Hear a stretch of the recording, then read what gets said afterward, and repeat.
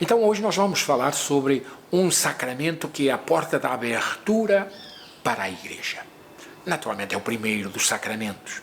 Faço questão de lembrar que nas igrejas protestantes não existe sacramentos. Existem bênçãos, águas, óleos, mas não são sacramentos. Na Igreja Católica nós temos 7 sacramentos. Sacramentos não são sacramentais. Ok. Sacramentos são instituídos por Cristo para nos ajudar na caminhada para o céu. Sacramentais são instituídos pelos seres humanos, pela Igreja, para nos ajudar a focar a nossa vida no Deus que nos criou, no projeto de Deus. Então, são duas coisas diferentes. Uma são bênçãos que nos encaminham para o céu, outros são forças para nos focar nas coisas que levam para o céu. O Cristo nos deixou esses 2 grandes presentes, que é a Crisma e a Eucaristia. A Eucaristia na Quinta-feira Santa, antes dele ressuscitar. A Crisma depois da ressurreição. Desses 2 sacramentos. Ora, o que é que os apóstolos fizeram depois de Cristo subir ao céu? Qual era a missão? A missão era anunciar o projeto de Jesus Cristo. Cristo veio ao mundo para nos dizer o que Deus quer de cada um de nós. E o que Deus quer de cada um de nós está contido no projeto do reino dos céus. O reino de Deus que Cristo veio trazer. E então, nesse projeto de vida digna, de convivência sadia entre as pessoas, entre ajuda, perdão, partilha, os tais valores da eternidade, ele precisa ser anunciado, precisa ser conhecido para que as pessoas adiram. Tu não podes amar se tu não conheces. Então os apóstolos tinham essa primeira missão. Cristo é Filho de Deus, portanto é o Messias. Cristo é boa notícia para o pobre, porque o pobre não ia para o céu, diziam eles lá, os saduceus, no tempo de Jesus. Saduceus e fariseus diziam pobre é excluído. Pobre não tem lugar no céu, não tem a bênção de Deus, portanto não vai para o céu. Então Jesus é boa notícia para o pobre, que vai dizer, não, o rico é que vai ter dificuldade. Temos então a terceira mensagem que os apóstolos proclamavam. Cristo foi o Cordeiro de Deus. Ele morreu porque ele aceitou ser o nosso Salvador. Não foi forçado a morrer, ele aceitou morrer. Isto nós somos testemunhas que ele podia ter ficado longe de Jerusalém, mas ele disse, não, vamos, é preciso que se cumpram as Escrituras. Mas Senhor, ainda há pouco te ameaçaram de morte e tu agora queres entrar na boca do lobo? Cai fora. Pedro, tu não pensas conforme o plano de Deus, tu pensas conforme o teu carinho por mim. Ao falares assim, tu estás a fazer uma de companheiro do capeta. Estás-me atentando para eu desobedecer à vontade do Pai. Eu tenho que cumprir a vontade do Pai. E isso exige que eu vá para Jerusalém. Coitado do Pedro, engoliu em seco e disse, olha, era por bem, mas paciência, tu é que és tu é que manda. Pronto. Jesus foi morto como cordeiro, como vítima, como salvador. A quarta verdade que Pedro, quando cheio do Espírito Santo, começou a falar, porque é a proclamação do reino de Deus, é que Jesus não ficou no túmulo. Nós somos testemunhas oculares. Ele ressuscitou. E nós temos a obrigação de dizer para todo mundo que queira escutar que Deus mandou o seu Filho porque não quer que nenhum de nós vá para o inferno. Ele nos criou para o céu. Essa é a proclamação do querigma, a proclamação do projeto de Deus. Todo discípulo tem essa missão, anunciar Cristo com o seu projeto, ok? Os apóstolos, quando Jesus subiu ao céu, foi isso que fizeram. Cheios do Espírito Santo, começaram a falar. E o povo, uns aborrecidos porque estavam sendo culpados de matar o Filho de Deus, outros realmente arrependidos porque foram mal orientados. Os políticos e as autoridades forçaram a barra e eles votaram equivocadamente. Então eles começaram a dizer: Pedro, por favor, o que é que nós precisamos fazer para nós nos redimirmos dessa mancada tão miserável? E Pedro diz: aceitem a proposta e sejam batizados.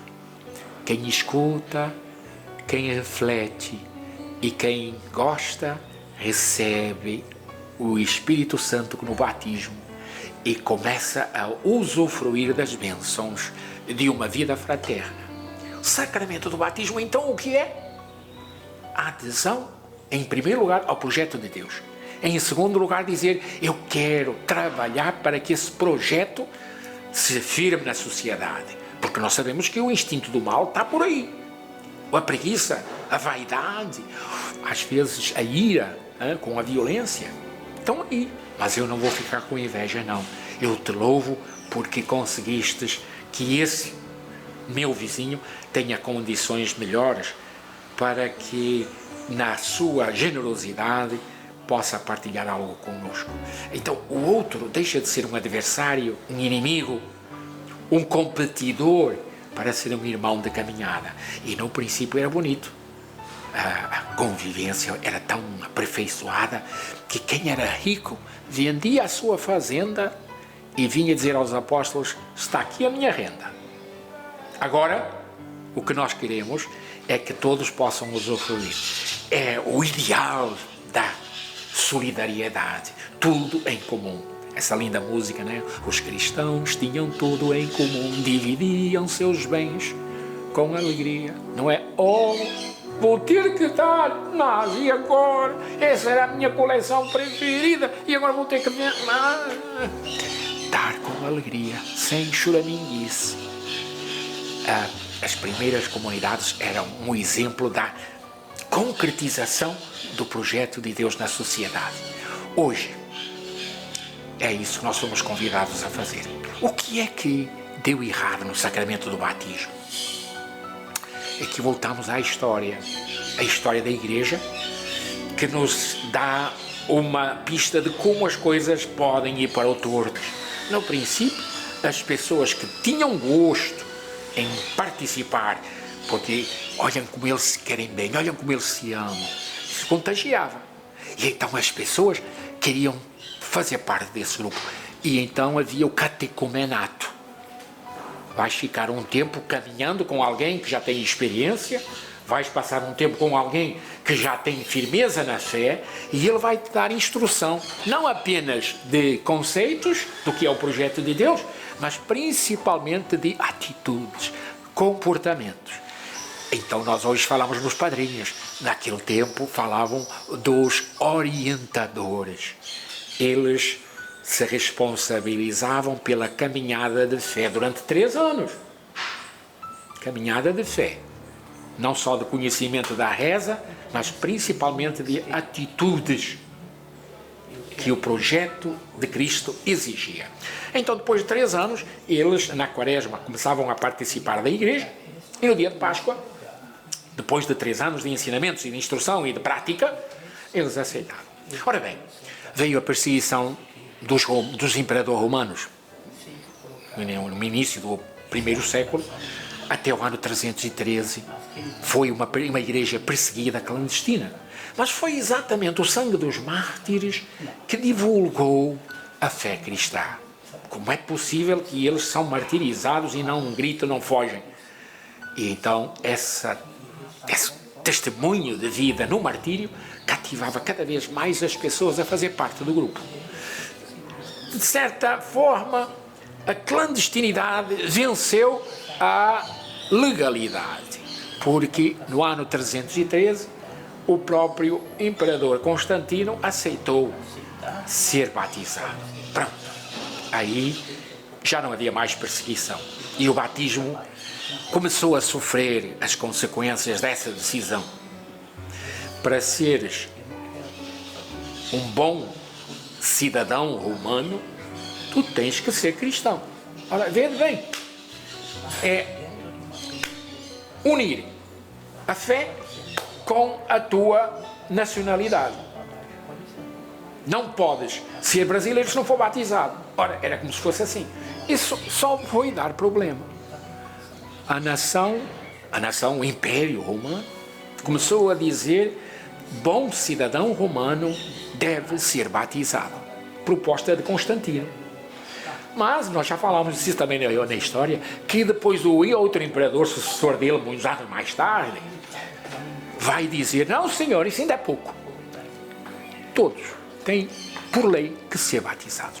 E hoje ainda temos pessoas que dizem assim: padre, eu queria batizar a minha filhinha, mas não é domingo de batismo. É, mas ela está meio assim, meio franzininha, tem assim umas maleitas.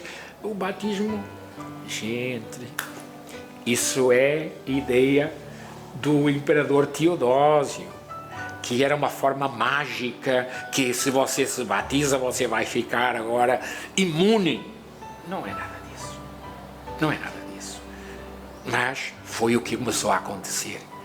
Todos, quer seja cafajeste, quer seja gente boa, tem que ser batizado. Pronto. O catecumenato deixou de ser uma exigência para ser facultativo. E com o passar do tempo, os que se diziam cristãos aprontavam da maior beleza. E a igreja deixou de seguir o exemplo de Cristo e da igreja primitiva dos apóstolos. E aí o batismo se tornou apenas um rito mágico. Que se você não for batizado, você não vai para o céu. No século XV, XVI, Martinho Lutero diz: essa igreja não é de Jesus Cristo. Protesto. Isso não pode. Esse pessoal já esqueceu de Cristo, e era verdade. A igreja começou a se preocupar mais com formalismos, com doutrinas, com vestimenta litúrgica, com grandes pompas. O Papa tinha não sei quantos secretários e quantos policiais, era tudo como se fosse um rei.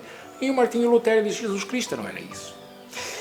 E então, a partir daí, a igreja começou a ter um adversário forte nos protestantes.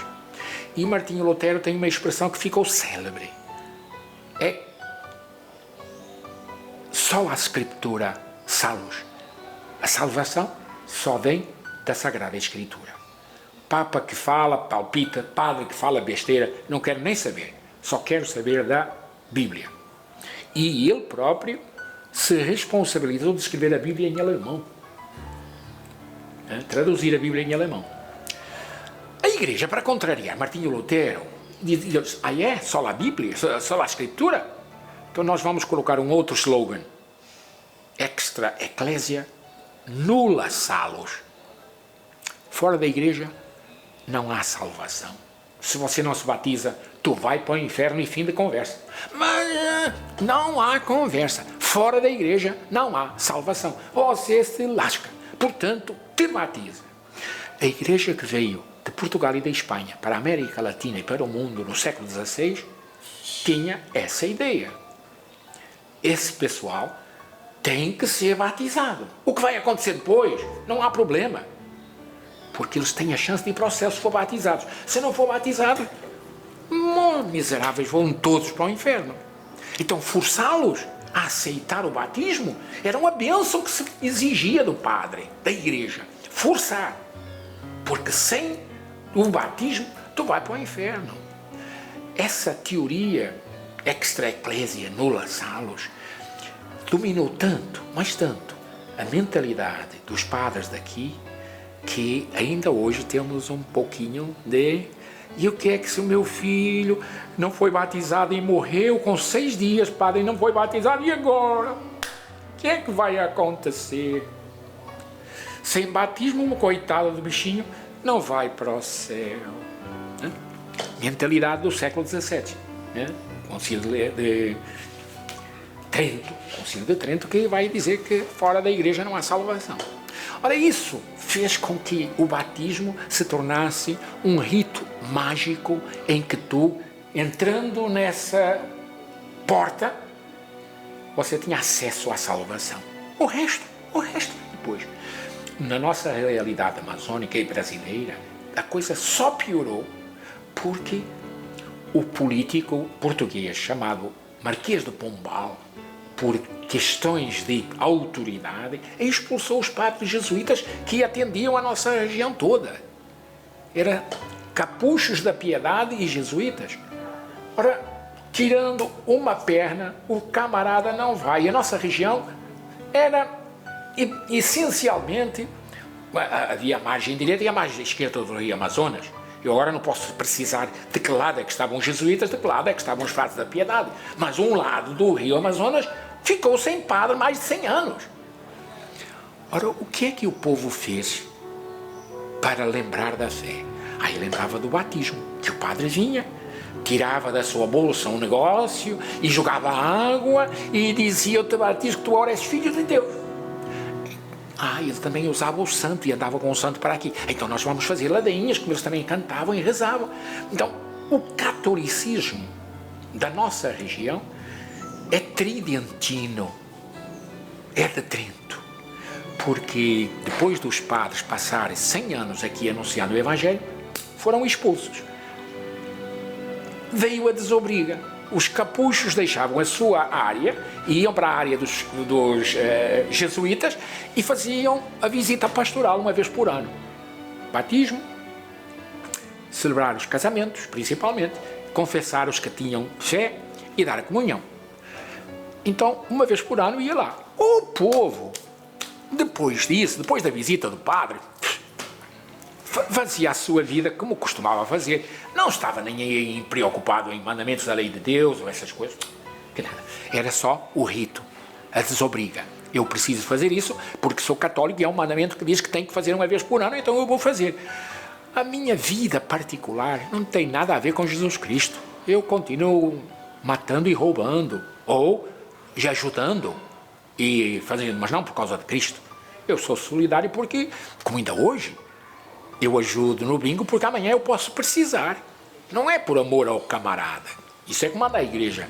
Isso é que manda Cristo. Ajuda porque é a mim que tu estás ajudando. Não, nós ajudamos porque nós queremos que quando acontecer a tragédia conosco, queremos que os outros também sejam solidários. Pois é. Resultado. Batismo como um ato mágico de entrada na família de Deus.